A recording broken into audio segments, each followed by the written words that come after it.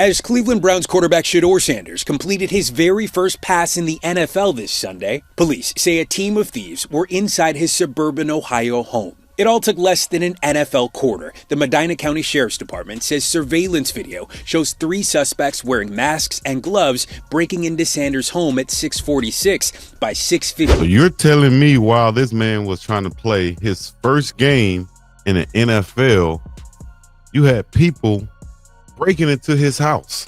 Yesterday, this is right here sent shockwaves through me. I know Shedeur does a lot for the community in Cleveland.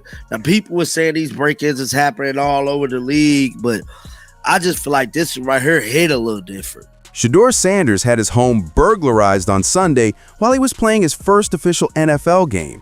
Not a second game, not after he'd settled into Cleveland, his first game. The game where every rookie is already battling nerves, trying to prove they belong in the league, dealing with the speed of NFL defenses. And somewhere in the back of his mind, Shedeur had to process that 3 masked suspects were in his home, stealing an estimated $200,000 worth of property. This is the reality of being Shedeur Sanders in 2025. This is what happens when you're the son of Coach Prime, when you carry a last name that means something, when you enter the NFL with a target already painted on your back. But this target, this wasn't just about criticism or doubters. This was literal criminals watching his schedule, knowing exactly when he'd be away, and executing a calculated hit on his property.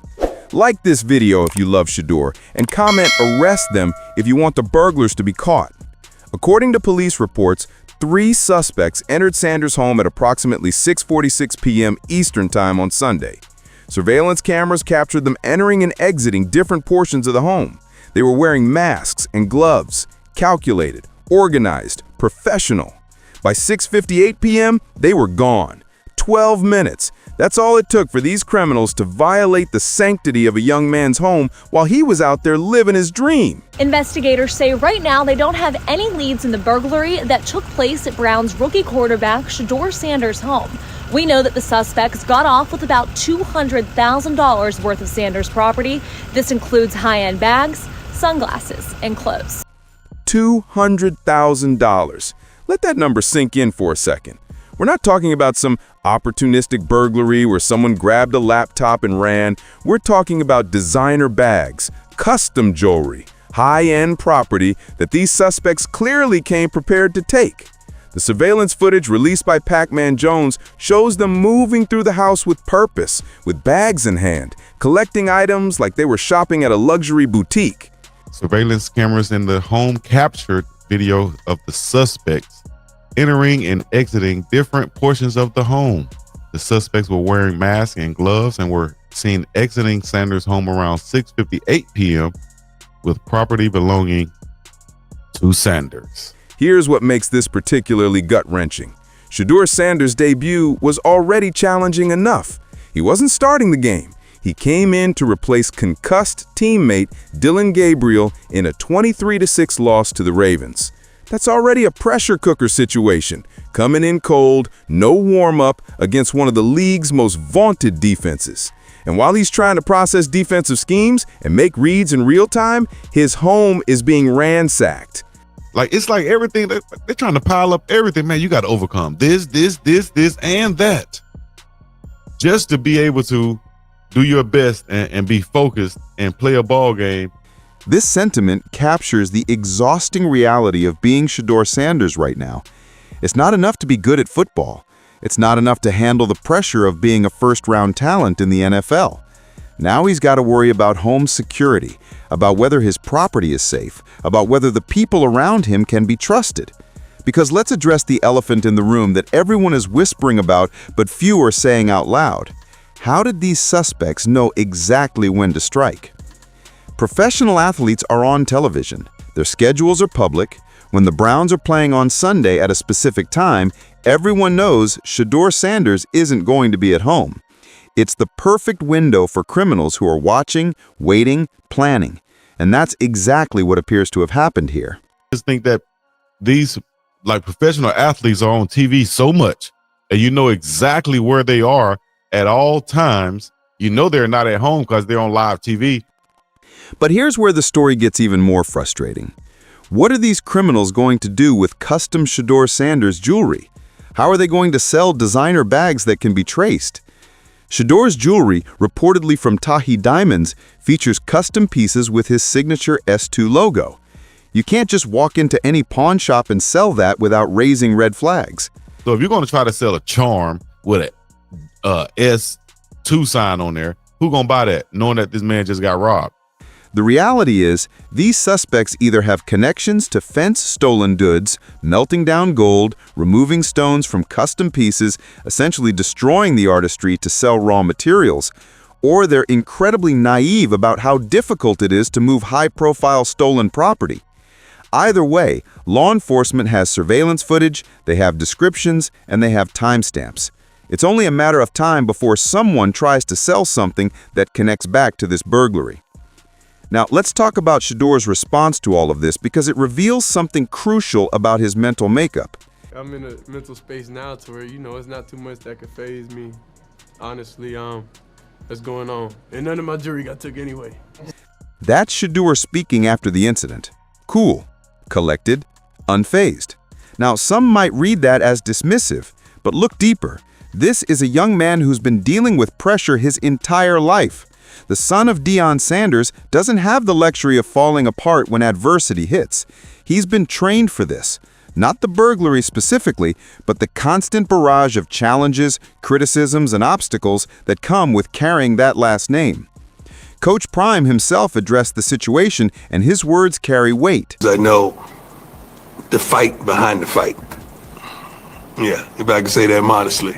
I know what's been transpiring behind the curtains.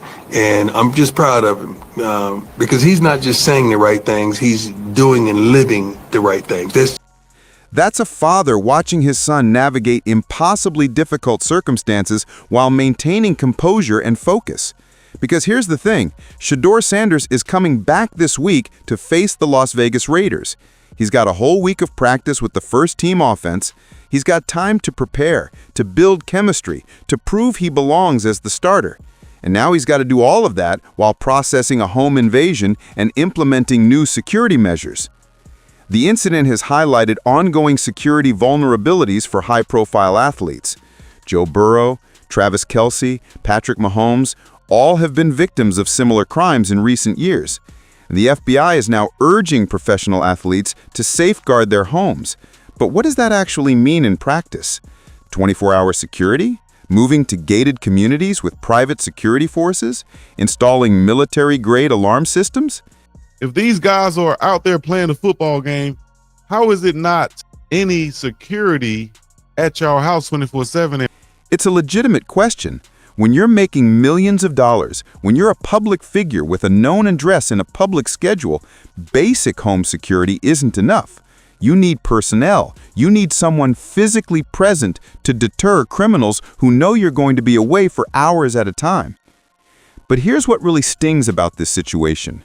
Shedeur Sanders has been doing community work in Cleveland. He's been reaching out, building relationships, showing up for the city that drafted him. And this is how some people respond? By targeting him when he's at his most vulnerable? Definitely a bad look on Cleveland. I know it can happen anywhere, but still a bad look, especially after his support. The optics are terrible. Cleveland is supposed to be rallying around their rookie quarterback, excited about the potential he brings to a franchise that's been searching for stability at the position for years. Instead, the national conversation is about how Shedeur got robbed in his own home while trying to play football for their team.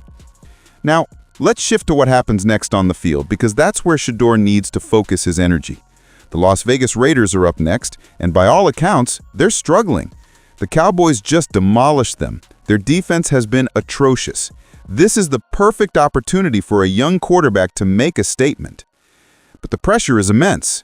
Some analysts are already framing this as a must-win performance for Shedeur's credibility.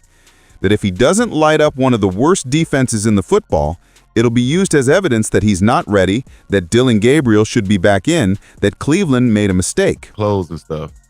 And how are you going to sell it upon it? What are your plans for this stuff? There's truth to that statement, but there's also context missing. Shedeur Sanders wasn't given the first-team reps throughout training camp in the early season. He's been preparing as a backup, getting backup reps, watching from the sideline. Now he's expected to seamlessly transition into a starting role with 1 week of first-team practice? Sanders was not given the first shot. Y'all really think he gonna learn the ones in a week? He been there since May. What is a week gonna do? That's the reality check everyone needs to hear. The NFL is incredibly complex. Timing routes, understanding protections, building chemistry with receivers, these things take time. Shedeur is being set up in a situation where expectations are simultaneously too high and too cynical. If he plays well, critics will say it was against a bad defense. If he struggles, they'll say he's not ready for the NFL.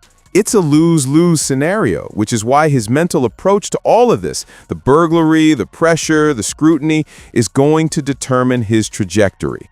And based on everything we've seen so far, Shedeur Sanders has the mental fortitude to handle it. I think Shedeur is so laser focused with all the things going on outside. He's able to focus in, put those blinders on like a racehorse, and focus on what he has to do this week. That's the bet Cleveland has to make on their rookie quarterback. That despite everything, the burglary, the criticism, the impossible expectations, he's built for this moment. That he's a Sanders, and Sanders don't break under pressure. So what's the verdict here? Shedeur Sanders was targeted, violated, and robbed during what should have been one of the proudest moments of his young career. The suspects will likely be caught. Surveillance footage and custom property make this a trackable crime. But the psychological impact? That's harder to quantify. What we do know is this. Shedeur has a choice to make. He can let this define him, distract him, derail his focus, or he can use it as fuel, as motivation, as evidence that he's got to prove everyone wrong who's betting against him. Based on everything we've seen so far, smart money says he's choosing the latter. This Sunday in Las Vegas will tell us whether that mental toughness translates to on-field performance when the stakes are highest and the scrutiny is most intense.